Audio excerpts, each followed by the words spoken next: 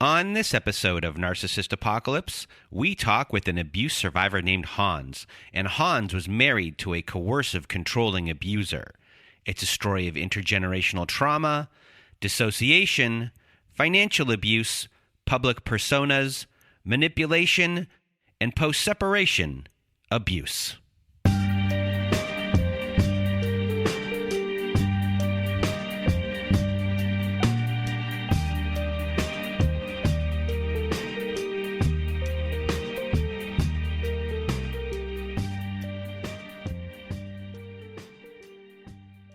Welcome to Narcissist Apocalypse, everyone.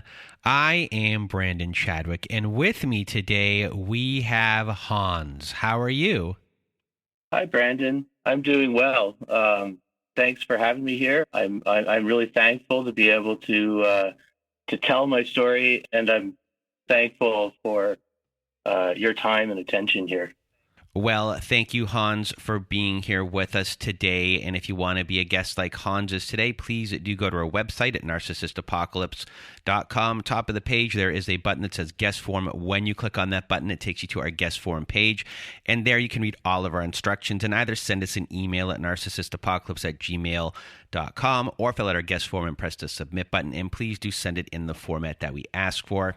And today, there is no content warning for today's episode. And I just really want to thank Hans for being here with us today. We don't have that many episodes when it comes to men. We've had a lot of men send in their stories lately, and this is just one of them. So this will be one of many that are coming. We've had a lot of men that wanted more men stories, and Hans got a hold of me. Hans didn't know if he was the problem in his marriage at all, and at the end of the conversation, my initial conversation, I was like, Hans, you're a good person, and I can't thank him enough for being here with us today and sharing his story. And now, without further ado, Hans, the floor is now yours. Okay, so hi, my name is Hans, and we'll start off with my childhood experience. I ended up in a long-term narcissistic relationship, and therefore, I think in my childhood, it's important to go over some of the traumas that I had that sort of brought me to the place where I would be susceptible to something like that. So I was born in a small town, and by the time I was 6 years old, I had lived in as many different towns and cities as I had years, and been to as many schools.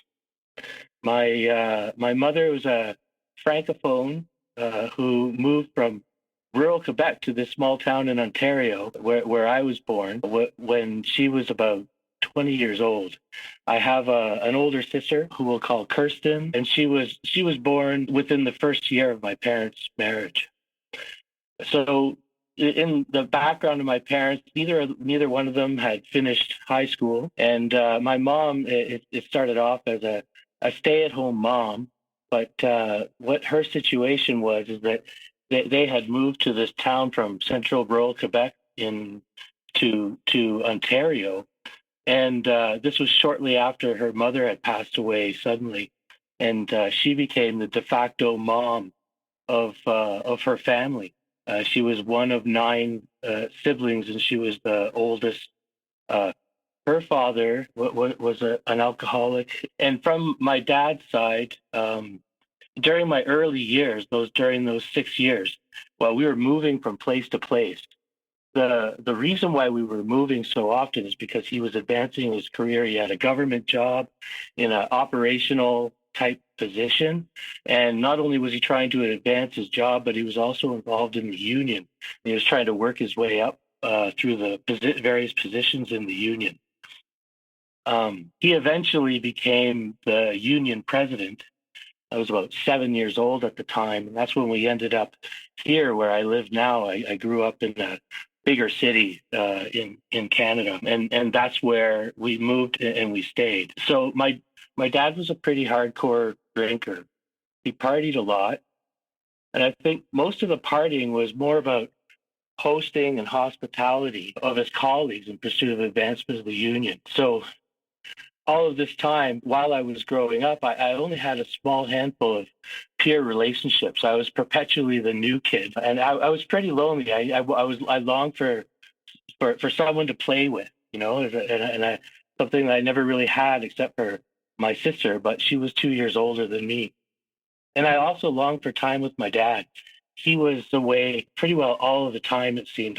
I have very few memories of spending time with my dad in my childhood while he lived with us. And I could have a few memories here just to show you the extent of what that was like, of spending time or not spending time with my dad as a boy. These are the memories of my dad that I have as a young boy. So something that happened frequently when he was entertaining his friends, he liked for me to be the I guess the beer refill waiter. So I would go to the fridge and back and deliver him and his friends beers as they needed, as they had emptied theirs. And he also would let me drink a little. And I think part of that was, I guess, showing his friends, I guess, that he was somehow proud that his 7 or 6 year old son had acquired a taste for alcohol. And for me, it made me feel special because I could see that he was proud of me, and so I wanted to be there and do that. Um, so that's something that happened like dozens of times. Some of the strongest memories of spending time with my dad was in that situation. But another time that's extremely memorable is that we were coming home from one of his work parties, and he was driving, and my mom was in the front seat. They were both totally drunk, and even I was drunk, and I was about 5 years old at this time. And the party was this outdoor festival with his union, and they had this tradition where they would take these watermelons and they would spike them with rum or vodka or whatever it was and put straws in it, and everybody would drink from the watermelon and eat the watermelon. And at the end of the night, this guy named Brian would cut one of the watermelons in half, put it on his head, and then run into the lake, go for a swim that way. That was something that happened from year to year, and that wasn't the first time that I saw that. It was probably the second or third time. But this particular time, we were coming home from that yearly event, and my dad actually passed out at the wheel, and my mom had to grab the steering wheel and wake him up, and that was obviously memorable for a lot of reasons. And another more positive memory, one time he picked me up from school. This is when I was about 8 years old, to take me to a Montreal Expos game, and this was one of the fondest memories I have involving my dad as a young boy.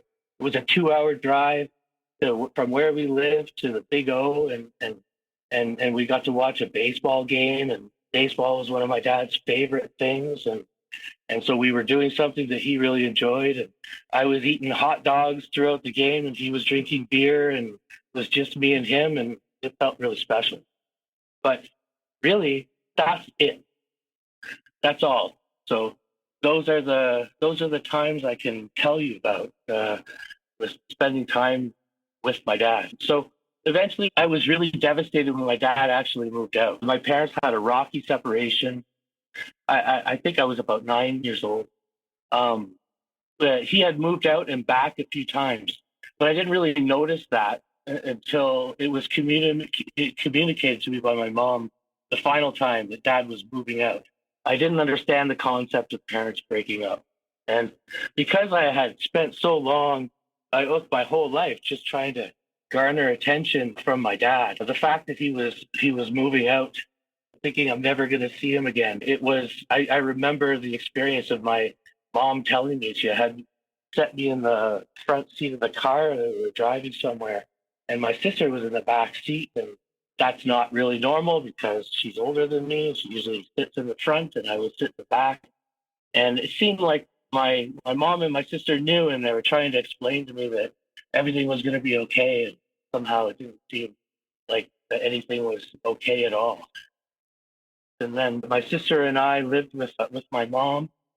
Then began the chase, I guess, of me trying to make bids for connection with my dad. And just somehow every time nothing ever seemed to work out. Like when at the beginning of the separation, he would often make plans to take my sister and I for the weekend, which was what was supposed to happen every second weekend. We would spend with him, supposedly. And so many times I'd be excited to see my dad. I'd be waiting, all packed up and ready to go to his house for the weekend, and then late.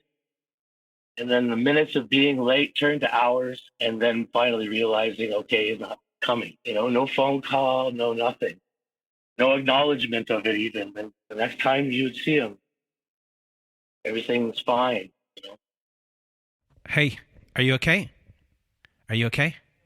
Okay, I can see how tough this is for you. I'll be okay.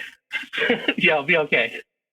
I was making notes last night, and the rest of the story I didn't seem to have a problem with. I was reading from the notes out loud last night, and I realized, wow, this is going to be hard to get through. Like, I guess I've been working on my healing my trauma, but I guess I still have more work to do. Well, it's okay that these things affect you. We're listening to your story here. What you went through, it's sad, and you're just letting yourself be sad. So it's okay, and just continue back up when you're ready and you think you're ready to do so. My dad eventually, very quickly, actually partnered with the lady who became my stepmom. You could call her Samantha. At the time that she was introduced to us, she was pregnant with my half brother, who we'll call Mike. And I was having a really hard time. I was bullied at school, and the prospect of changing schools was something that was attractive to me. But also the idea that I've just been told by my stepmom that I have the option of moving in with my dad, the guy that I've been trying to spend time with my whole life. My mom was a fixture. She was safe, but I really longed at the time for connection with my dad. So I took her up on it. I told my mom I'm moving out. I was 11 maybe at the time, 10 or 11 years old maybe. And my mom was like, oh, well, I can't stop you. So I got on the phone with my dad, said I made my decision. I'm coming to move in. And that's when I found out that it wasn't really serious. And my dad was like, no, you have to stay with your mom. That was a pretty, confusing situation. And I think the relationship between her and my dad was pretty toxic. She was a drug addict, and my dad eventually left her within about 2 years. So she had my 2-year-old brother, and she was a budding hardcore drug addict. And my dad left and moved to a different city and left them by themselves. And my half brother and I were estranged. We didn't really know each other until I reached out to him when I was about 35 years old. And that now we have a relationship, but when we were kids, we didn't have a relationship. And it turned out that he grew up pretty well taking care of his mom, and that was his way of life, was managing his mom. So then my dad moved out of the city at that time. I guess I was 11 or 12. And then there was no more struggle about would he show up to pick us up or whatever. We stopped doing the weekends with him, and I'd see him maybe once a year after that. And then about my mom, she was a rock, is a rock. I never had any reason to doubt that she loved me. She was a single mom. She had very little education, and she was raising 2 kids, and she did everything she could to improve our lives. She took night courses. She tried to become an accountant. She ended up being a fairly well-paid bookkeeper in the end, and she did her best, but despite her efforts to be the best mom that she could be, I think she had her own psychological issues and traumas to work through. She was not really able to be emotionally present. So And it wasn't like until I was 12 years old that I ever remember my mom giving my sister or I a hug. It just wasn't a thing. She was a great mom, but she wasn't just in a headspace when we were kids where she could give us the kind of nurturing or the feeling of being safe that most kids need. But she eventually, when I was about 12 or 13 years old, she got psychological help, and that was the first time that the word codependent came into my life. I remember when she came home and she said, "We got to start hugging, and things were going to change." And she explained that she had this problem where she's codependent, and she said, "Actually, we're all codependent." Codependent was a word that was used by psychologists and like organizations like Al-Anon to explain how people who are close to alcoholics are dependent on alcohol, and codependents are also dependent on alcohol. They suffer from the alcoholic's dependency, and that's how I ended up, I think, becoming somebody who could be susceptible to having a relationship like that with a narcissist. So anyway, moving on to my school life, I had a lot of difficulties in school. And looking back, what I think was happening was that I was in this constant high stress trauma response, and I would never be able to focus in class or on homework. The common comment that was heard from multiple teachers when my mom would take me to parent-teacher interviews was that Collins is always in a daze, eyes glazed over, blank look on his face. Now at 50 years old, with some therapy under my belt, I understand what that was. It was dissociation.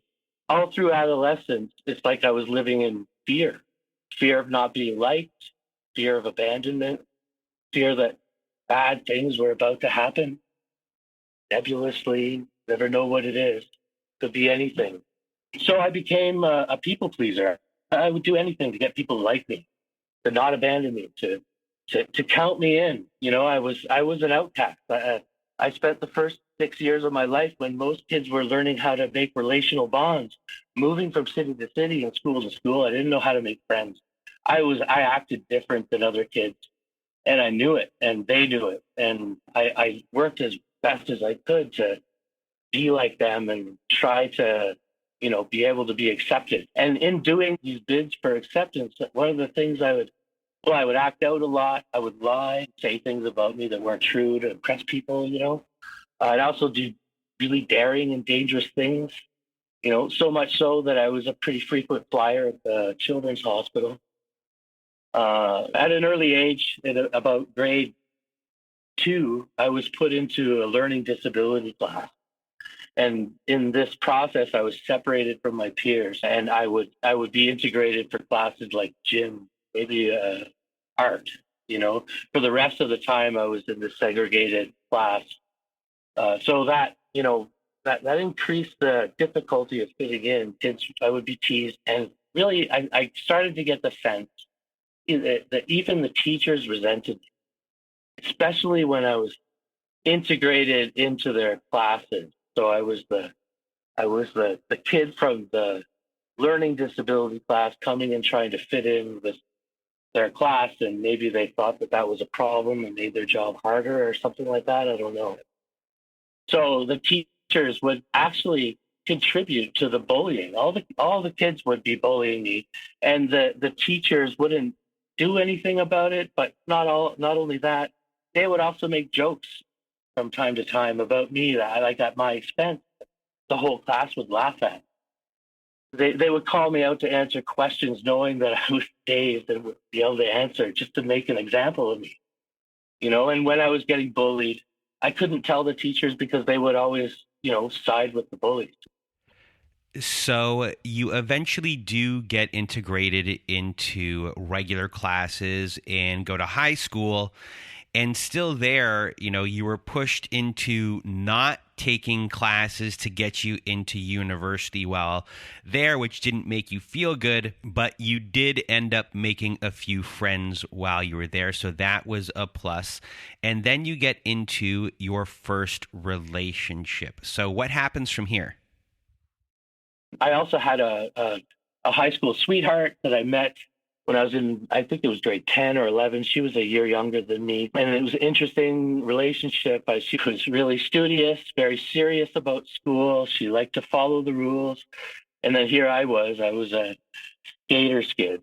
I drank, I did drugs, I had long hair. And I think that she kind of looked up to me and idealized me, like maybe she was excited about what her parents and teachers and other friends' impressions would be about her hanging out with a guy like me.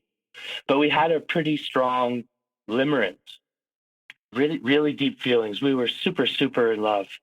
And after about a year, the relationship became a little bit painful. She would start doing things like pulling away. And then when it seemed to be over, she would sort of hoover back. And she often talked about suicide. I often feared that if I didn't do what she wanted me to do, or I didn't treat her exactly how she wanted to be treated, or if the outcomes weren't exactly how she wanted, that the worst thing would happen. So I either couldn't leave her, or I had to let her go, depending on the mood, or I had to drop everything and go to her, or I had to give her space. If I didn't get it right, then who knows? She might actually, commit suicide. We stayed together for 4 years. And at the time, I convinced myself that my presence in her life was kind of bringing her down. And that was kind of the messaging that I was getting, and I believed it. And then one day, I think she just kind of discarded me. She told me she wanted to go to her prom with this other guy. And then she stopped talking to me, And that really upset me, and I was confused. And like I said, I felt discarded. So after this relationship, from here, you're working as a cook, training to be a chef, but then you and a friend of yours decide to go on an adventure out west and to leave for a while. And you're really out there for a while. You're doing odd jobs, apricot picking, more cooking. But eventually you do decide to move back home to your home city. And this is where you meet your future wife, the person that this story is about. So walk us through this. When I met my future wife, I got back to my hometown city. I got an apartment with a high school buddy, not the same buddy that I went out west with, but another friend. It was the same group of friends. And him and I got an apartment downtown in a really happening part of the downtown area, and where there were lots of pubs and outdoor night activity and stuff like that. And one day, a group of girls knocked on our door and introduced themselves. They had just moved into the apartment upstairs, and my future wife was one of those girls. And she immediately seemed to take a strong interest in me. And this was strange and exciting to me at the time, because I had a hard time feeling accepted. Even my relationship with my friend, my roommate, had some toxic aspects to it. I never felt like people really liked me, and here was this girl, and everyone thought she was so cool. Like, she was always the life of the party, and somehow she's drawn to me. I didn't have to do anything for that to happen. It was just, she just liked me. And she started showing up at my door every day. And eventually, within a couple of weeks of knowing each other, we were spending all of our time together, where we weren't either working or sleeping. It was just this really strong friendship, which I figured was, going to hopefully lead to a romantic relationship. But I was being really careful at the time, I guess, because I didn't want to do or say anything to scare her off, But it was a weird situation, because we would be in these situations where it seemed intimate and seemed like things would get close, and she'd break the tension by talking about how she had sex with this person, and that I knew actually, and or how her and her friends were going to go out and party and get laid or something like that, and sort of felt like we would be getting close, but then there would be something sort of pushing me away, and here I was, a guy with a lot of social anxiety. It was really a difficult situation for me, but nonetheless, at the time, I saw that this relationship as being really important to me, and my gut told me that it would all work out. And her and I decided to move out west. I guess it was, I don't really remember whose idea it was, but it was kind of like my thing. And I think that she thought the fact that doing such a daring thing would be fun, to just drop everything with only a few $100s and move out west and try to make a life out there. And I think that because I had done it before and had some success, that she thought that I could probably take care of her. And I think that she liked me, and she was attracted to me, and she wanted to do this thing, and we both wanted to do this thing. So we decided to move to the West Coast. We traveled there via plane, and that first night was when things changed from that weird friendship to a romantic relationship. I guess it was validating after all that time that she really was interested in me in that way after all. My gut had told me that that was the case, but with the self-doubt and the social anxiety, it was hard to believe. And I guess I was just confused. But that's when it became a romantic relationship. We spent a few weeks in the youth hostel there. And then when we started running out of money, I had to get some work. So I was able to find various jobs. She didn't work, but I was able to make enough money and make a situation that gave us a means to have a place to live. And she had this dream that she wanted a Volkswagen bus.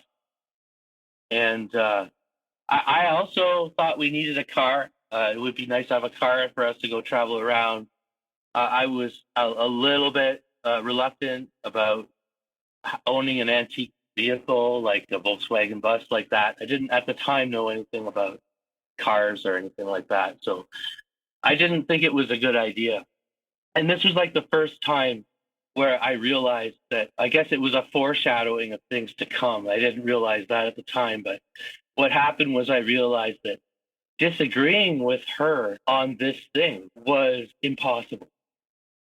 Like, she would not let life happen unless I agreed to buy this Volkswagen bus. And me being the people-pleasing person that I was, just eventually gave in. So in order to buy the Volkswagen bus, I had to get another job. And so I got another job. And after about 3 months or so, we saved up the $2,000 that it took to buy this Volkswagen bus that we had found. And I guess the stars were aligned against us that day that we finally bought the Volkswagen bus, because we drove it from the guy's house that we bought it at to where we were going to park it. And by the time we got to the place where we were going to park it, it immediately burst into flames and burnt to a crisp, I guess you would say. Fire trucks came, and that was the end of that Volkswagen bus. So there we are with this burnt out Volkswagen bus. Thankfully, we did all the stuff that we needed to do. We had insurance, and despite the fact that we paid $2,000 for it, ICBC was willing to give us $1,300 for it. She took that $1,300 from the insurance company and sent it to her dad. And eventually, I worked enough for another few weeks where we had enough money for plane tickets to come back to our hometown. So we came back to our hometown, and she had decided that we were going to stay at her parents' house. And her dad agreed to take the $1,300 and buy her a bus and fix it up for her. Daddy to the rescue, which also became a recurring theme in our relationship. So during the time we were staying at her parents, for the most part, I worked at full time at a restaurant, and nearly all the money that I made went to her dad, which seemed right to me because I was staying at their house. But in reality, I think most of that money was going to buy Volkswagen bus parts, and he spent that summer out on the driveway, welding and all kinds of things to fix that van up. And I did everything I could to help. But here's when I realized that I was starting to learn about my future wife's family. Her dad was a very toxic man. He would constantly yell and swear at me and berate me, insult after insult, while I'm trying to help. And I felt like sort of trapped, where I was in this relationship with this girl, and it was a really important relationship at the time. We've been together for a year now at this point, and I'm stuck here with this angry father, and the full-on expectation from her was that I was going to continue helping him. And eventually her mom would come out after he would berate me, and I was really upset, not knowing what to do, saying, we got to get out of here, I can't do this anymore. And she'd be like, don't worry about him. This is her mom speaking. It's just how he is. He doesn't hate you, blah blah blah. And I would agree to stay. This happened a few times that summer. The bus was finished that fall. We took the bus for another trip out west, this time to Vancouver. The story that year in Vancouver is very much the same as the previous trip out west. We don't think we need to get into the details. It was me working, doing the brunt of the work, her controlling the money, making all the decisions, no consideration for my input needs at all was allowed for. And this is something that eventually over the course of our relationship kind of became a norm. And after that year in Vancouver, we decided to go to university. So we just came back to our hometown and got an apartment. And she immediately got accepted into a science program at the university. But me, on the other hand, actually only had a grade 10 math. And I had decided to go into engineering. Her dad was an engineer. Her older brother was studying to be an engineer. And I had this inferiority complex. She was brought up, my future wife, that eventually university was the only way. Whereas I was brought up as someone who was told that you didn't have what it takes to even go to university, so forget about it. So I was kind of trying to prove something to myself and to everybody, and that's what I did. I took the prerequisite courses for engineering that the admissions at the university said I had to take and get good marks in. I took calculus, chemistry, physics, algebra, all through various means, night school correspondence, etc. And to my surprise and everybody else's surprise, I got straight A's in those courses, and I got admitted into the engineering program. And that was a life-changing thing for me. I had proven to myself that meant a lot. That meant a lot to me. But as soon as this happened, I got into the engineering program. She decided to drop out of her science program that she was in and take engineering with me. So that's what she did. And all through university, we had our sources of income were government loans. We both qualified. And I also had a semi-full-time job, again, at a restaurant. So all through university, I worked at this job and helped pay for our tuition and rent and everything like that. And as goes the pattern, the way that it worked out in university, I had to do all the work. So we were all in the same classes. And so I did all the homework. I figured out all of the problems. I did whatever it took, group work and stuff like that with other people to help figure out how to do all the homework. And then I would teach it to her. She never did any of the homework the whole time. So, not only was I doing all the homework but I was also working and doing everything else that what it took for us to sort of be able to maintain ourselves. And at this time, on top of the stress of school, this behavior started to show itself where it's like she needed to control the situation, and she would do this by introducing problems that were bigger and bigger and bigger. And the first one that I could mention, just as an example, is at one time, just a couple of weeks before an exam period, she just up and decided that we must have AIDS. AIDS. We'd been together for like 2 years by this point. She was 100% thoroughly convinced that we had AIDS. And all through it, there was this undertone that it was somehow my fault. Like I gave her AIDS because of the vagrant lifestyle I guess I had before we met. Like I must have gotten AIDS and given it to her. And it was so serious that in her mind, I'm trying to study for exams that were coming up. And not only did I have to get myself ready, I knew that I was going to have to teach everything to her.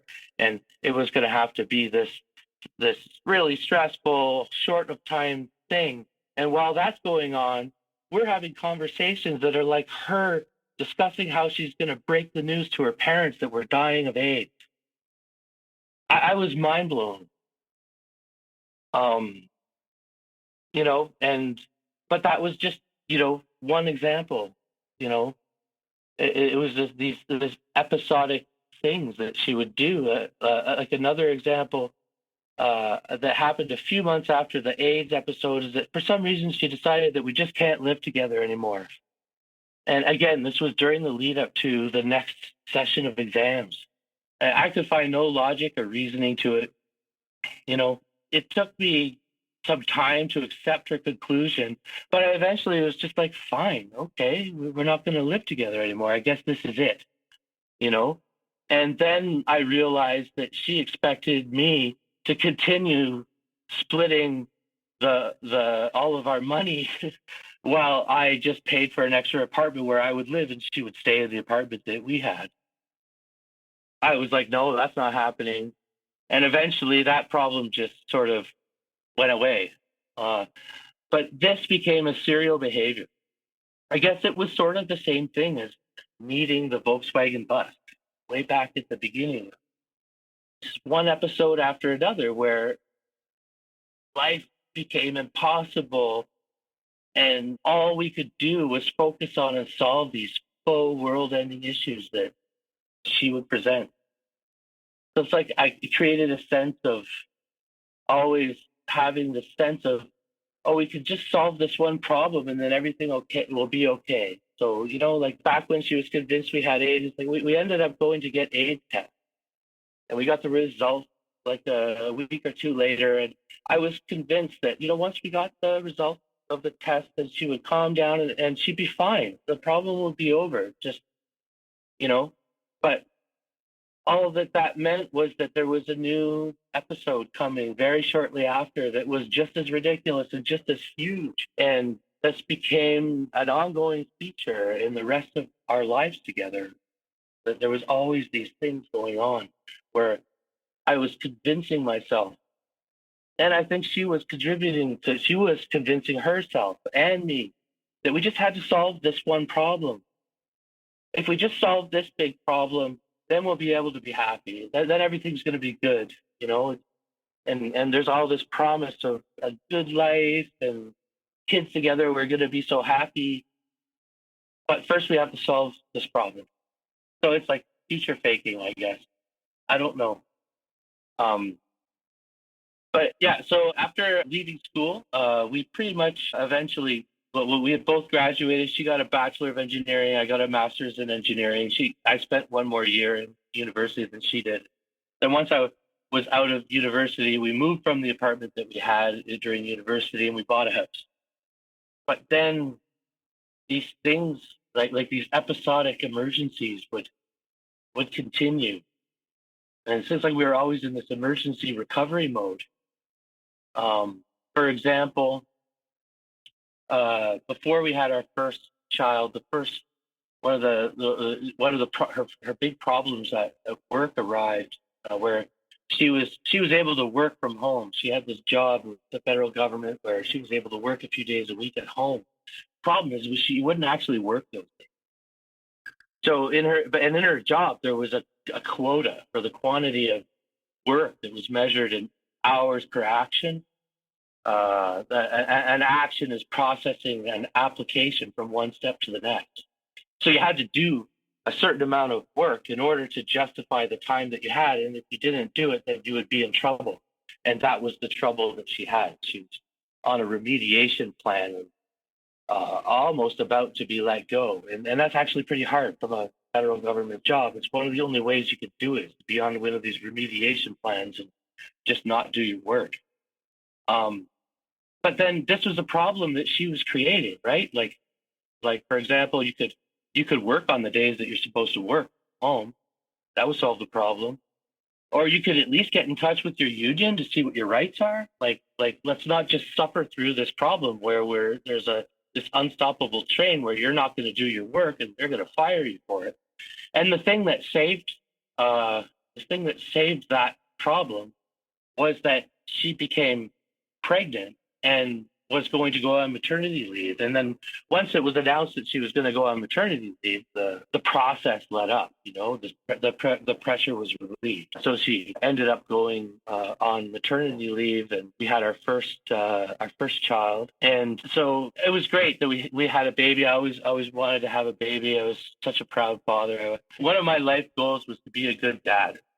She knew that. I made no secret of it, that I wanted a family and I wanted to be the best dad in the world. I wanted to be the dad that I never had, and it was really important to me. And so while she was on maternity leave, the process continued. I found myself slipping into a situation where I had no say in any aspect of my life. I guess maybe it's partly my own people-pleasing sort of pathology that played a role in that. But there was never any point in arguing with her about anything. It was just like I was saying about the Volkswagen bus or any other thing that she set her mind to. If she didn't get her way, the reaction was just too extreme, So she controlled the money, and she did whatever she wanted to do, whether I agreed or not. And if I didn't agree, she would just go out and spend the money on the thing. Like there was really no way to stop her. So I just kind of started accepting that part of life where everything was for her. Like there was nothing for me. Everything was for her. And not only that, it was not even just everything was for the kids and then for her and then for me. It was like everything was really just for her. Like even the things we did with the kids were really for her. And the one thing that she knew about me that gave her the leverage to do this is that she knew that I had this really strong drive to be a good dad. She knew that I would always do what I thought was best for the kids, and that meant a lot of things. Like I would keep her from blowing up. She knew that. So I would do the thing, that she wanted, because she knew that she was willing to sink the ship and I wasn't. The question of me ever leaving the relationship once we had kids was completely off the table. Like she knew it. And I knew it too. I thought I knew it. I knew that I would not be the same kind of dad that my dad was. Like, and she knew that about me. And really, she used that as leverage to keep lowering and lowering and lowering the standard of behavior that was acceptable. And it's really hard to explain. It's like you can't make this stuff up. Like it's kind of like when you're living with a narcissist, you can tell the stories of all the things that they do, but there's something that's really just hard to explain. And it's that feeling of not counting at all. Like and somehow you have this pathology where you feel like you're stuck with that. And you have to live this way. And it's this hardship that you have to endure. And the behavior just keeps getting worse and worse and worse. While on the outside, she's presenting herself to outside people as this wonderful person. And I used to love it when people would come over, just love when people would come over, because then she would be nice. That's the only time she would ever be nice. She would act nice when there were other people around. But I'll get into the next emergency. She didn't want to go back to work after we had our second child.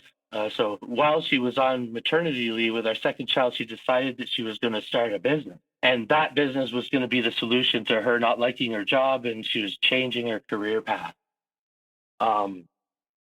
We were going to do this thing, and she was going to spend a lot of money doing this thing. I had no control over it, no say over it. All I did was what I thought I had to do was to do the work to enable it, which meant finding a place to rent in a good location, doing the construction to bring the place up to a place where it looks good and build all the displays. So that's what I did. And during the time that we had this business, this is what my days consisted of. I would wake up, make the kids breakfast, then I would make her coffee. I would bring her coffee in bed. Then I would wake the kids up, prepare their lunches, bring her a coffee refill, see the kids off to school, go to work. I had to walk to work 6.5 kilometers both ways because I wasn't allowed to pay for parking. I would come home from work. I'd make supper for the kids. I'd bring the kids to their sports, and I would put the kids to bed. We eventually had 3 of them during this time, 3 kids. 1, 2, 3, put them all to bed. And then I would go to the store to work on what was ever needed that day. So I was working all day, and then by 8:30, it was time to go to the store and do the second shift. Usually needed to change up or make new displays. We had a woodworking shop in the basement, so that I was able to do that. I had to do the payroll calculations and write the payroll checks. I had to do the GST return paperwork. And note that I had no access to the bank accounts to actually pay the taxes. She was the one in control of the money. So even if I did want to pay the taxes, I wouldn't know what account to use. The money wouldn't be there. And she was the only one that could spend money. There was usually a list of things in my text from her that I would have to do at the store before I could leave. Normally, I'd get home at night around 1 a.m. on the good days. And often all of that would be interrupted with a grocery store list that I would have to get before the grocery store closed. So I would have to stop what I was doing, go to the grocery store, then come back to the store and finish up, 1, 2 o'clock in the morning. That's when I'd get home. Then I'd start the day over again and rewind to the top and repeat. Again, as an aside note, I've already touched on this, that she kept secretive control of the finances. So at the same time, she kept no books. So no records of what money was spent on, either for the business or for our personal accounts. And she used that money indiscriminately, which meant she used business money for personal things, personal money for business. It didn't matter. Just wherever the money was, just grab it. All of our accounts were perpetually overdrawn by their limits. All credit cards and lines of credit were always maxed out. New cards and new avenues of credit were constantly being sought, open. And eventually, when I separated, I saw that there were even accounts in my name that I didn't even know about. She would not actually pay the payroll and GST remittances while the business was open. And these debts added up to several tens of thousands of dollars. Also note that not paying these kinds of remittances to CRA is a criminal offense. And our bank accounts were frozen several times. Like, this didn't just happen once. This happened like 3 times. It was a regular occurrence for her to send me with a grocery shopping list, big list, full carts, and she'd tell me which card to use. Which card was always different. Like, that would always be a different card. And when I would get to the checkout, the card would be denied insufficient funds. I'd have to call her in front of all the people, and she'd quote unquote remember that she forgot to transfer the funds. And then again, with these huge problems owing say $70,000 one time or $30,000 the next time, with authorities freezing our bank accounts and threatening to take legal action. It was Daddy to the rescue. Again, it happened several times. When our accounts were frozen, tens of thousands of dollars owed, we'd literally be on the brink of bankruptcy. She'd cry to her dad, and he would swoop in and write her a big check, like $30,000 here, $70,000 there, a couple of $10,000 here and there. She would even plan for it. Like when the accounts were frozen and we'd be trying to figure out what to do, she'd say things like, "Don't worry, my dad will never let us lose the house." She was walking into these financial disasters, planning for her parents to give her money in the end. And that's what she did.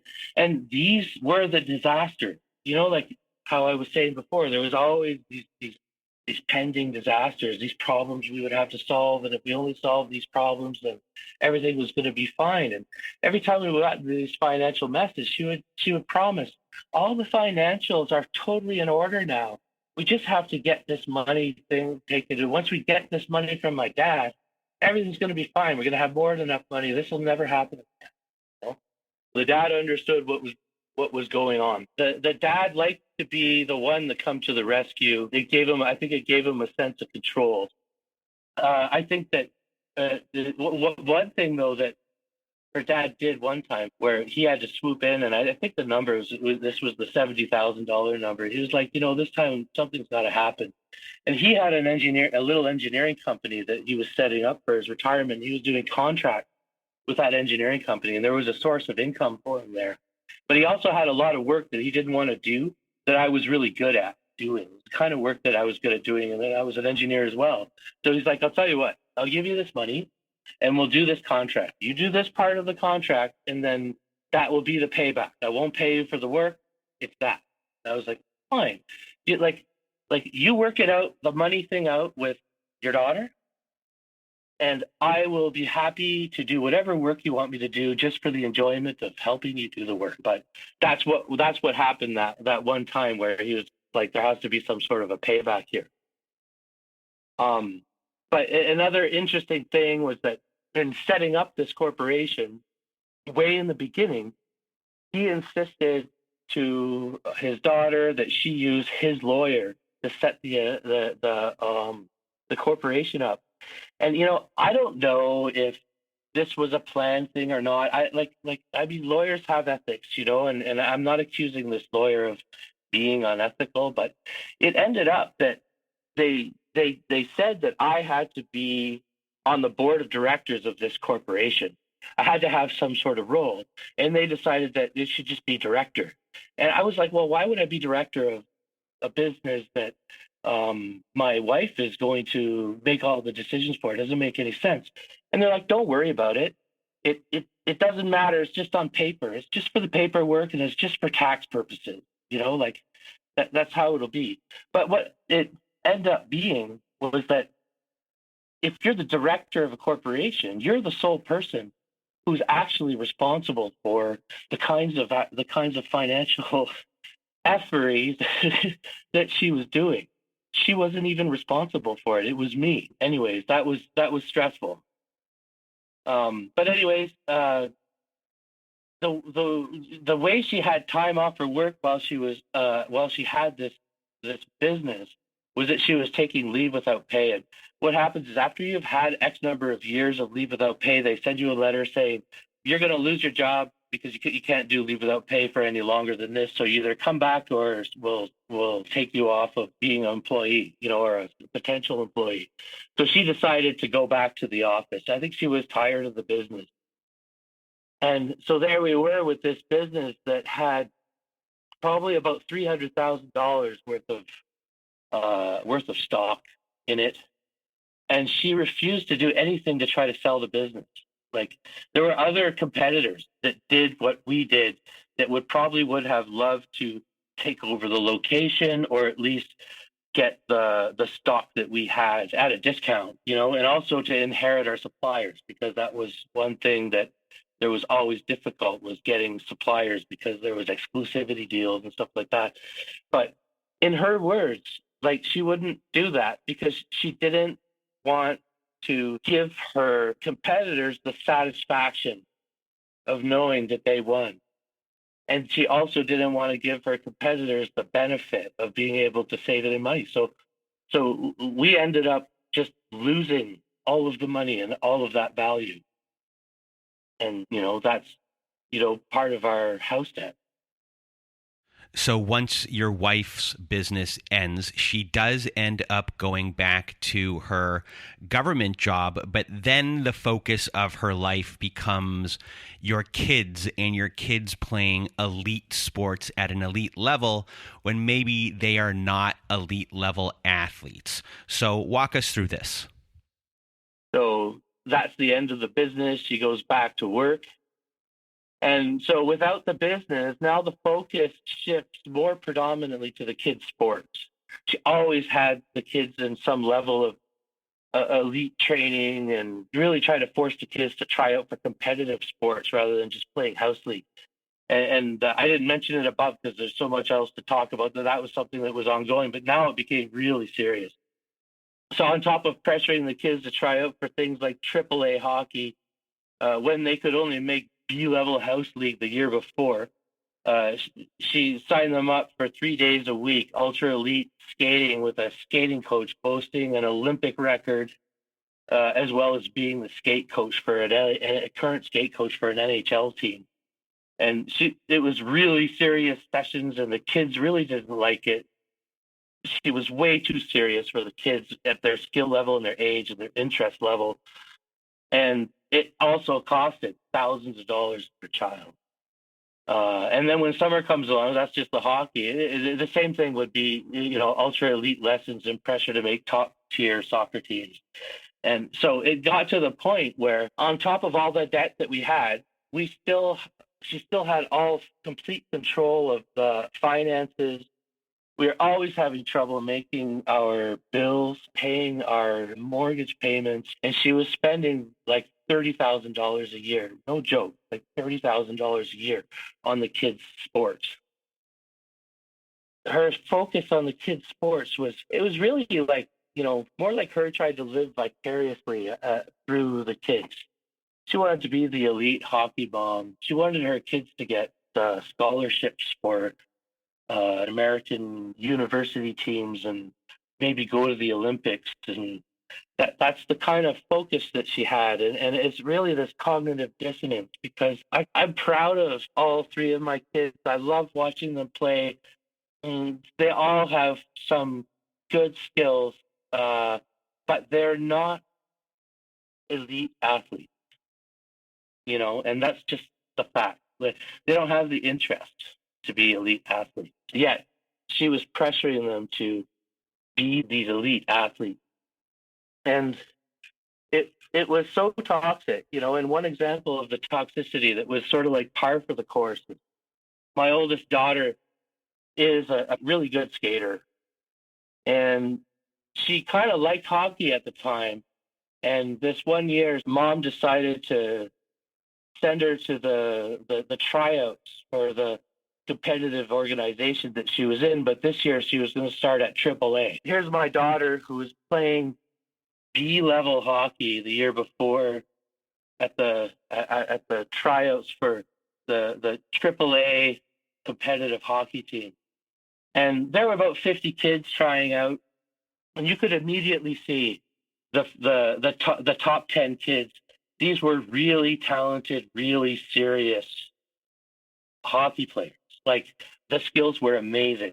Like, of these top girls, and of course those top girls made the AAA team. My poor daughter, going to that AAA tryout. Her mom was telling her that she was able to make the team, and all she had to do was try. She had to try her best and play really hard, and then she would make that team. Well, she didn't make that team, and I could see why. Like, she just wasn't even close to being at the level of the kids that made the team. And then the next day, they went to the AA tryout. And again, the same thing happened. You could see the difference between the levels of play. And definitely the best 10 players made that team, and she didn't make the team. Same thing happened with the A team. Didn't make the A team. And then finally, the B team. This was I was looking at the tryouts and I was thinking to myself, for the first time in all of these tryouts, here's a place where she fits in. Definitely. I think she is one of the good players. But you know what? She even didn't make that team. And, I felt for her. She was convinced that she should be able to make these teams. I knew that it wasn't realistic, but I didn't want to tell her in conflict with her mom, So I was just being, hey, don't worry about it. Like you're a good hockey player, you're going to make the team that you best belong in. That's best for you and best for the team. And but what her mom did was tell her, don't worry, you should have made the AAA team. The only reason you got cut from all those teams is because the coaches want their daughters and their daughters' friends on the team that they coach. So it was all biased. Everybody knows that you should have been on that team. And now we're going to take you from this organization and you're going to play in this out of town team that's looking for players just so that you can play at the A team where supposedly you belong. And there's my poor daughter, going to be 13 at the time, with this heavy explanation as to why she didn't make the team, and that was the last year that she played hockey. Her mom had this connection with this out of town team that was like an hour drive away, and it was competitive A level, so she was playing against the A level in the same league, but with a team that didn't have enough players, that obviously they were the worst team in the league. And she would travel at least 4 times a week, at least an hour there and an hour back to make practices and games. And that's the extremity of this elite sport thing.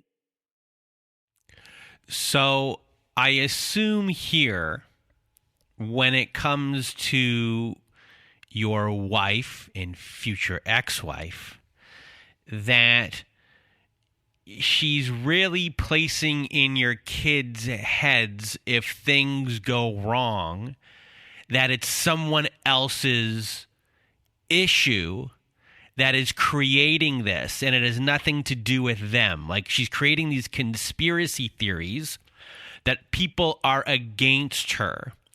And within this situation, it's not just like people as in the coaches. She's implicating that the coaches have kids and these are her friends. Yeah. So she's now poisoning a well of her and the people that she's playing with who are her friends, possibly, because, you're playing on a hockey team. They might not be the kids you go to school with, but they're still your friends in some way. Some of them are. You're absolutely right. Yep. So she's really doing a number here of creating doubt and mistrust within relationships and friend groups at a very young age here. So, obviously we might be getting to this later, but I guess, can you talk about this now with your kids? Does it start infecting them in part of their other life outside of hockey? Is how they relate to other kids? Well, it does affect them in some ways. If what you're suggesting is like there's a relationship there. My youngest daughter, she's been through similar things like that. Like, I tell one story, but like I'm telling you that in this situation, there's hundreds of stories like the one that I just told you about the hockey, and obviously, yes, my youngest daughter was subjected to things like that. And yeah, she has a real problem fitting in at school and with trusting people. And really what that kind of behavior happens, like she does what she, okay, so for example, I mean, we can fast forward this too, like to the separation time. Like, after we got separated, she was doing that to the kids about me. And what happens is that it creates a relationship where she's this coercive, controlling figure, but the kids are convinced that only she can do what's right for them. So it's like they're afraid of her. They're afraid of her yelling and screaming. They're afraid of what she'll make them do. But at the same time, they, at least my youngest daughter and my oldest daughter, have a hard time trusting me. They're the most alienated of the three. My middle child made a bid for more time with me and actually changed her schedule so that she could spend half time with me, 50-50, with the other kids only they have less time. And so I have a closer relationship with that one. Yeah, she's more well adjusted, like she plays house league hockey and she's involved in clubs in school, and I don't know. I all I'm saying is that there's a difference, and that kind of alienation, and that's what we're talking about. In that hockey example, it's just a kind of behavior, a coercive, controlling behavior that results in the alienation, and that's the alienation you were talking about. Alienation from the coaches, alienation from her friends, and in the case now, sometimes it's alienation from their father as well. So, before the separation, you really become the primary caregiver. You're making breakfast, you're taking them to school, everything like that. You're the one that makes them dinner, you put them to bed.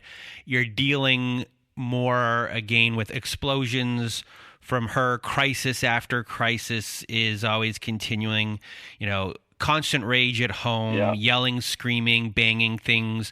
You also mentioned to me in our pre-call that there was the silent treatment. You were all terrorized, and then eventually you get to the beginning of the end and the end. So what started happening for you to get to this place? There was some significant things happened in my life that basically gave me a shake. And it caused me to question, what am I doing here? What is my life even for? And for example, my father passed away a few months before that. Do you remember the first girlfriend that I was talking about that I had during high school? I found out that she had passed away, and that really hit me, really hard. I was surprised actually at how hard it hit me, but it kind of makes sense because it's not that I wanted to get back together with her or anything like that. Not at all. But I really did have this curiosity. That's one day I was going to see her again. And then I'd be able to give her an update on my life, and we'd have a conversation, and then she'd be surprised. Wow, you did really well, And I guess in my heart, like, there was this desire for that, And that was killed when she passed away. And then a few months after that, my father died. And that was really tough because I had a lot of unresolved sort of feelings about my father. Although at the same time, over the years, I had resolved to forgive him and just try to have the best relationship that we could, even though it wasn't that connection that I really wanted. And I had an experience with my father when he was in his dying days that I'll never forget. I saw him when he was in those final hours, and it was stressful for him, and I think he had a lot of regret, and I at least that was my sense of it. I felt like my dad was dying, and he's dying with a lot of regret. And I would think rightfully so, and that just really made me think about what am I doing here? Like, who am I doing this for? One day I'm going to be where he happens to all of us. How am I going to feel? I don't want to waste my life in this horrible situation. And I also had this. I realized the cognitive dissonance, and maybe maybe it had to do with the process of forgiving my dad for leaving us. What my kids were seeing, they were seeing their father being coercively controlled, just like they were. But you know what's even worse? I was the one taking them to those elite skating things in the morning. I was in a headspace where I was just trying to get by. You know, there I was taking my kids in the car and they're crying. I was doing this because I had to. They were doing that because they had to. I was enabling her. It's almost like I was contributing to the abuse of my kids without even knowing it, not intending it, but that's what my kids were seeing. And I realized that and I looked at that, and I was just, that has to change. Like staying to keep the family together is not always what's in the best interest of the kid. The kids actually need to see a role model, a parental figure that's mentally healthy, that isn't being bullied, that stands up for themselves in a moral way, you know? And that's what they weren't getting before I left, at least not to the extent I wanted them to get it. And I felt like I had to take responsibility for that. I don't know if that makes sense. So in the beginning of the end, I'll tell one quick story, and then I guess we can get to the separation and the post-separation abuse. But one of the straws that broke the camel's back was it was my birthday. This was a few weeks before the separation, and my family had planned, like my mom and my sister and my brother-in-law, they had planned a thing for me where they were going to barbecue these ribs and we were going to spend the day at the beach. Mom was going to get to spend some time with my kids and with me, and we were going to spend the whole day. It was my birthday celebration, and my family had been alienated for years. Like my wife really treated my mom horribly, all the way through. She would say really mean things to her. And she would do things like my mom would ask, when can I come to give, so-and-so their birthday present or one of the kids? And she's expecting like to be able to spend a couple of hours, and she lives like an hour drive away. And my wife would give her a 15-minute window on a Thursday afternoon, and anyways, that was just the par for the course. And so here was this opportunity that my family was excited about. I was excited about seeing my family. I was also reflecting on these things, because it not only was the issue of what were my kids seeing in this relationship, but also I realized, how am I treating my family? Like, I'm allowing her to alienate them. Again, enabling it. I had no boundaries. Like, I didn't even know what boundaries were, but I knew I wanted to have a relationship with my family, and I wanted to have a better relationship with my family. So this birthday thing was a big deal. And at first, my wife planned not to go, and I thought that was great. I'll just take the kids. We'll go. It'll be a great time, totally stress-free, and then we'll come back. And then on the day, like an hour before we were leaving, she announced that she was going. I was like, oh, okay. All right. Well, we're leaving in an hour. All right. So we got in the car. We got halfway there. Again, it's like an hour drive away to get to where they live. She announced that she had planned this hockey thing for my oldest daughter that was going to be in 4 hours from that time. And my daughter was obviously really excited about it because it's something that was going to make mom happy.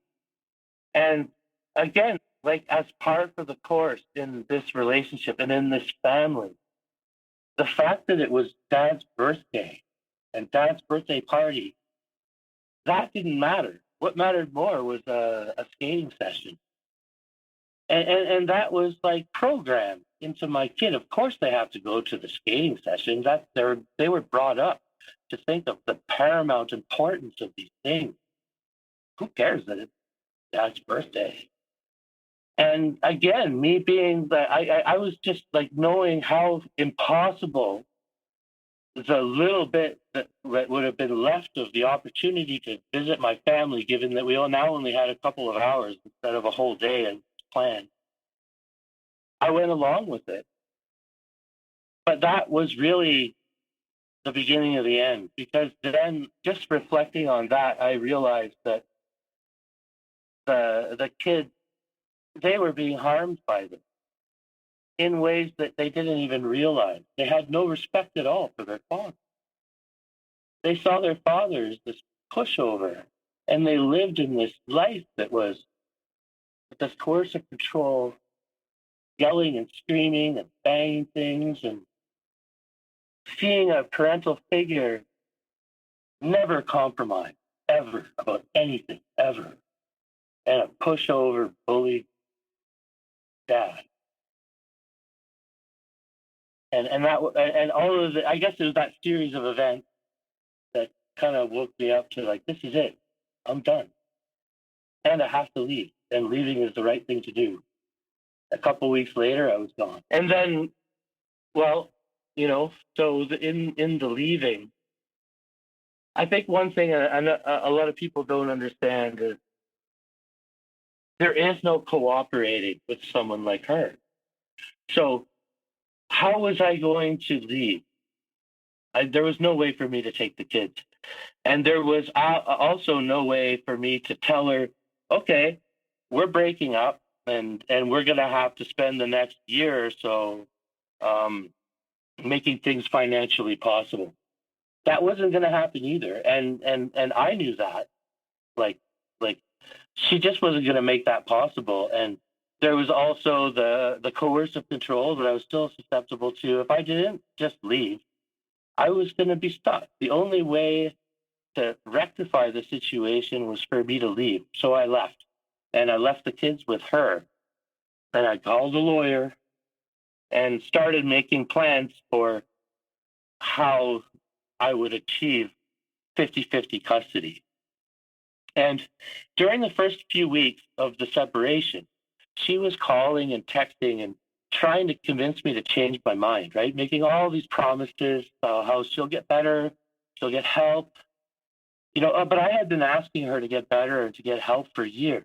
I had pointed out that what she was doing was abusive to me several times over our relationship, and said something's got to happen, something's got to change. And I knew that she can't change. I understood that then, So I was like, nope, this is what it is. We're separating.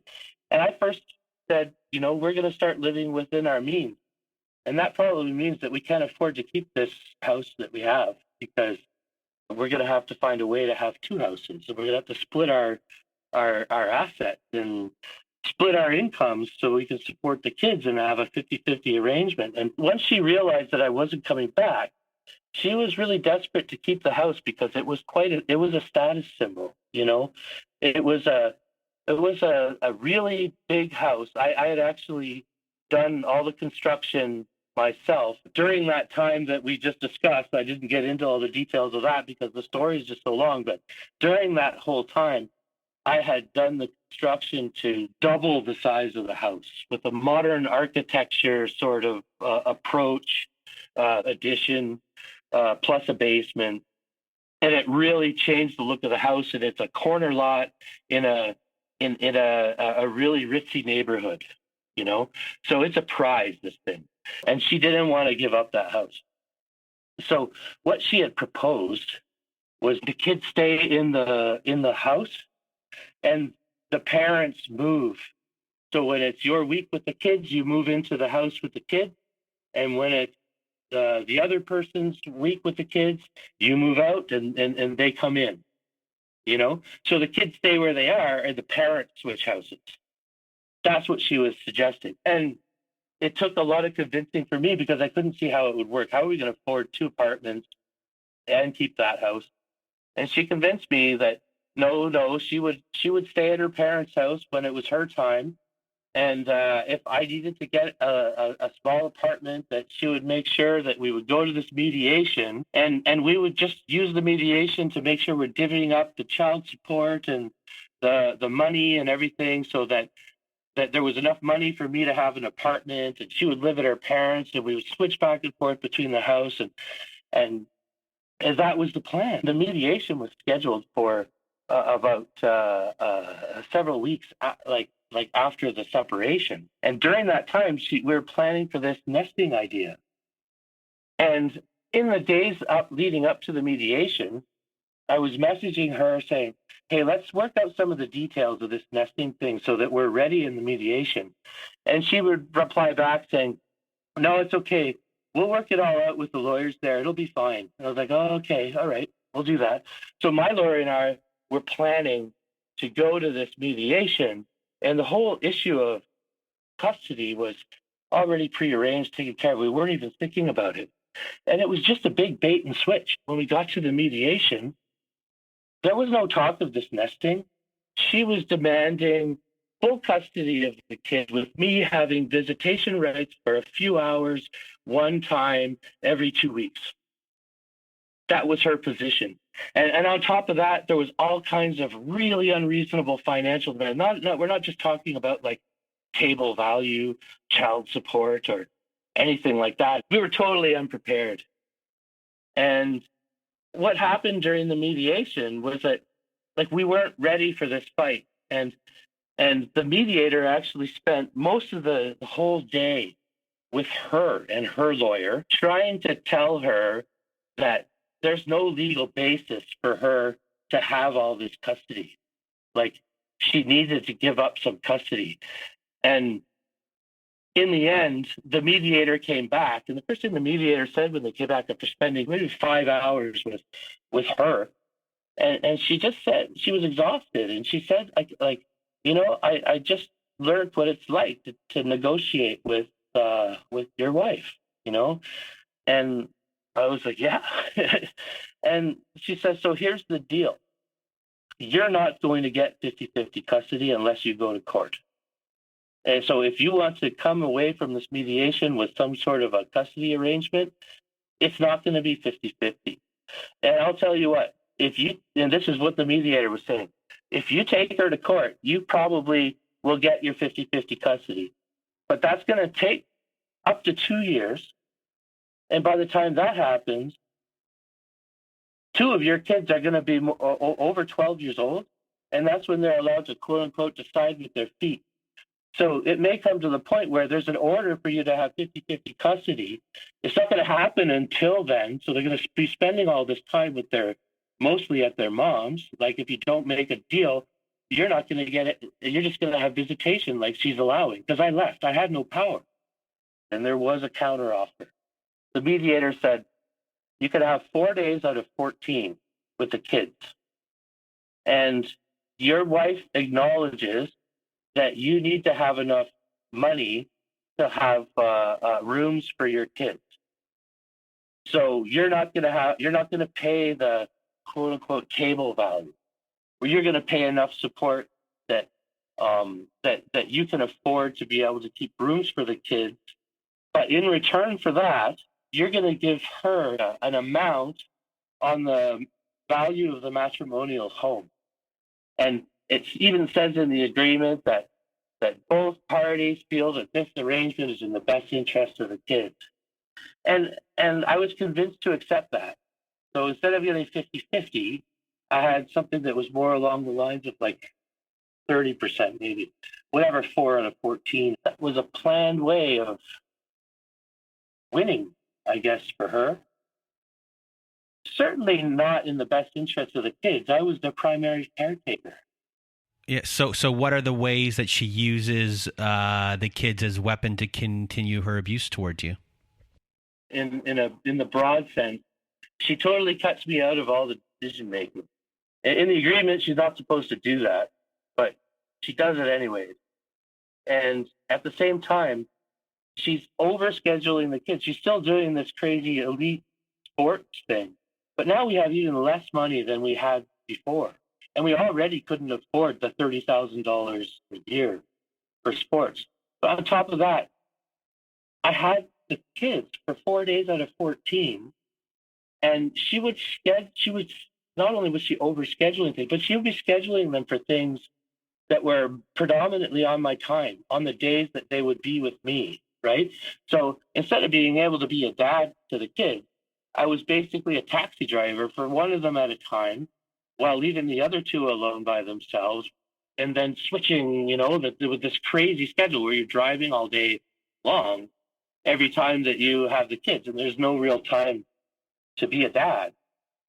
And I started to push back on this because I couldn't afford it. I couldn't afford to spend $10,000 a year on top of the child support to pay for these elite sports, because I didn't think the kids were even getting much out of it. And in a lot of cases, the only reason why they said they liked doing it is because of the coercive control. Like I could see that. But what happens is my middle daughter, the one that decided to spend more time with me, not more, just 50-50, right? Like didn't want to be away for that long. Just decided with her feet, I guess, to do 50-50. And she would tell me the narrative, because it was really bothering her, about her mom. Like every time, like several times a day, when things wouldn't go the way that the kids wanted ever, like it was always, thank your father for that, and that was the narrative at their house, was all of the problems were dad's fault. Dad left us. And she also told the kids that the 4 out of 14 was my decision. And I'm not allowed to talk about any of this stuff, right? So she's giving the kids erroneous information like that. And at the time when my middle daughter was making a bid for more time with me, she was asking me, why did you do that? Like, why did you make it so that we had less time? And I would tell her, well, it wasn't my choice, and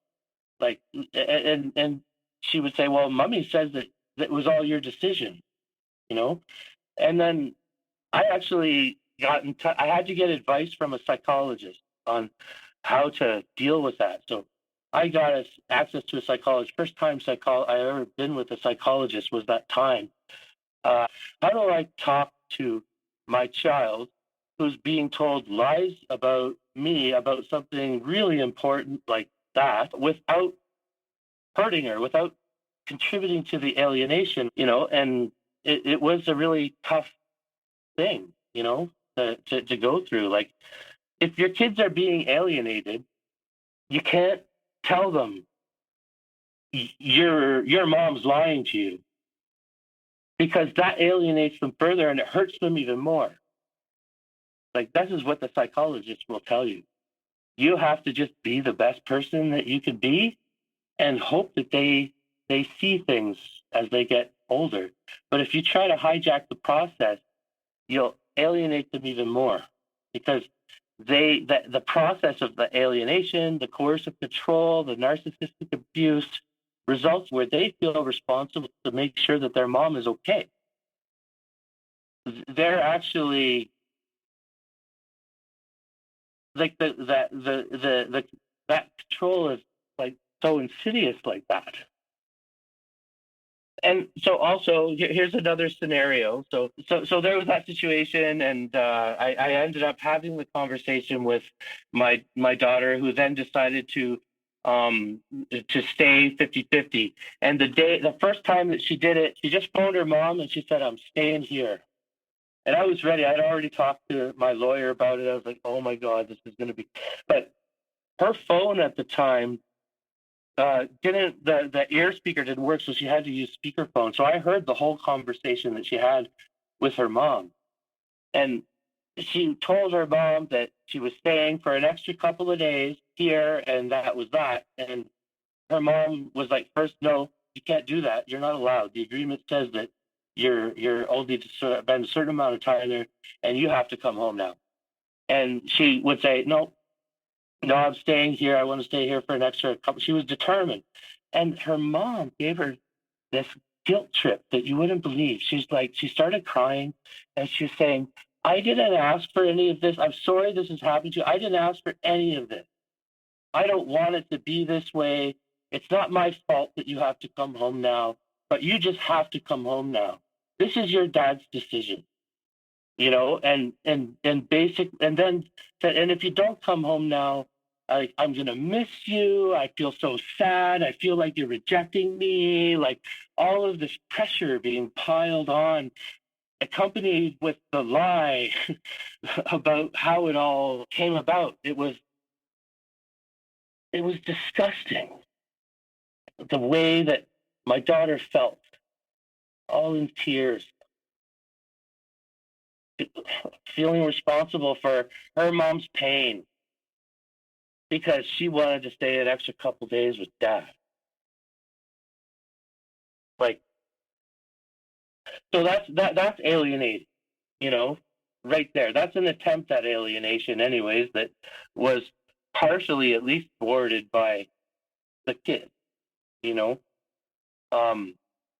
Another example of alienation was, so I had decided that I couldn't afford the $10,000 or $15,000 a year for all this elite figure skating and elite hockey sessions. And so I talked to, again, a psychologist that I have, that just for the purpose of helping me deal with the alienation of the kids.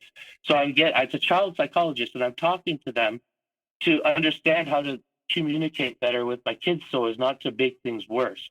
I have another psychologist. I get therapy for myself. You know what I mean? But this other specific psychologist is just for that. And I also had conversation with my lawyer about it, and I wrote her a letter. I wrote their mom a letter saying, I can't afford to do this. Like, there's just not enough money. I also don't agree with it. And I gave all sorts of reasons why, all the reasons why I don't agree that they should be spending 5 or 6 days a week on competitive sports, especially with the child that I'm talking about, because she is the one that's being bullied in school right now. She is failing. She has a learning plan specialized for her so that she can catch up with her schooling. She's at a reading level about 2 or 3 years lower than where she should be, yet she's playing competitive hockey that has her out 4 nights a week, plus the weekends, plus she wants to do things like Girl Guides and stuff like that on top of it. And also, it costs several $1,000s a year, and I didn't have the money. So I wrote their mom saying, this is the boundary. I can't do anymore. $1,000 per year per child for sports. That's all I can afford, you know? And then on the advice of the child psychologist, I explained the same thing to my daughter. She was 12 at the time. And I explained to her, I'm really sorry. You're not going to be able to play competitive hockey next year. This is the last year you're going to be able to do it. And I gave her all the reasons why. I told her about how there wasn't enough money. I told her about how the family time is important, homework time is important, and all the other reasons why being out 5 days a week while you're failing in school and being bullied and, you know, struggling with your relationship with your father, like, we want things to get better. All those reasons, I'm drawing the line, and I'm telling you, you can't play competitive hockey next year. You can play house league, though, you know? And in reality, she's playing low-level competitive hockey. The A-level competitive teams, the A-level house league teams could easily beat the B and C-level competitive teams. But I explained it to her. So what happened the time that the tryouts came for the next year? The tryouts are in the spring. So this was only a few weeks after I had that conversation with her mom and her. Her mom, I guess, told her, don't worry about it. You're going to play competitive hockey, and I'm taking you to the tryouts. And they went to the tryout. She kept it a secret from me. So my little daughter keeping a secret about, you know, having a deal with her mom where they're going to force me to give in about the hockey. And so her mom is teaching her that when someone close to them doesn't do what they want, well, all you have to do is set up a bullying situation where you can force them to do. So now we're here in the aftermath. You go to a psychologist and you're dealing with not just the trauma of this relationship, but with intergenerational trauma that was passed down and everything that you've dealt with in your whole entire life. So now here in the aftermath, do you have, words of wisdom for everyone who's listening? Yeah, I think that I have a few. I would say, if you're in an abusive relationship and you have kids, you're getting that coercively controlled, don't fool yourself into thinking that staying until the kids move out is better for the kids. It isn't. The kids watching coercively controlled abusive behavior causes more trauma to the kids than a divorce would, especially if the abused parent can heal after the separation and becomes a safe and sound attachment figure.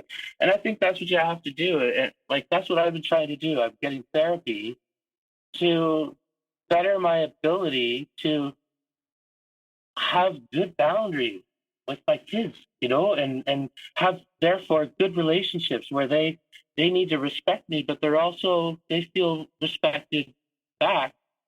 And they also feel like they have that freedom to be an individual human, which they don't get at their mom's house. At their mom's house, they're just going to be like a hand, their mom's third hand, And it's really important to give your kids actually need a good parent, and you can't do it if you stay. That's my advice. Well, Hans, I really want to thank you for being here with us today. And in our pre-call, I remember you were worried if you were a good person or not. And you were worried, is it me? Am I the problem? Yeah. And, you were thinking about that a lot. Can it be me? Is it me? And I remember I sat there and I listened to your story. We had to cut it short that day a little. Yeah. And, I was like, you know what, Hans? You're a good person. You're a good person. And today everyone heard your story, heard your life, and they all know that you're a good person too. And everyone is giving you a really big hug today. And I really can't thank you enough for sharing your story, translating it really well for people to understand, and being very clear with everything. And just a big thank you from me and everyone else who is listening today. Wow. Well, thank you for the opportunity and for those really kind words. It really means a lot. Well, thank you, Hans, once again for being a guest on our show today. And if you want to be a guest like Hans was today, please go to our website at narcissistapocalypse.com. Top of the page, there's a button that says guest form. When you click on that button, it takes you to our guest form page. There you can read all of our instructions and either send us an email at narcissistapocalypse@gmail.com or fill out our guest form and press the submit button. And please do send it in the format that we ask for. Also at our website, we have a support group. So if you need support, go to narcissistapocalypse.com. Top of the page, there's a button that says support group. Inside, you'll see that we have Zoom meetings every Wednesday night, Thursday afternoons, and Saturday nights. We have forum boards for you to post on. You can make a lot of friends in our support group and get validated as well. It's a great group of people. So join our support group today at narcissistapocalypse.com. And that is it for today's episode. So from myself and Hans, we hope you have a good night.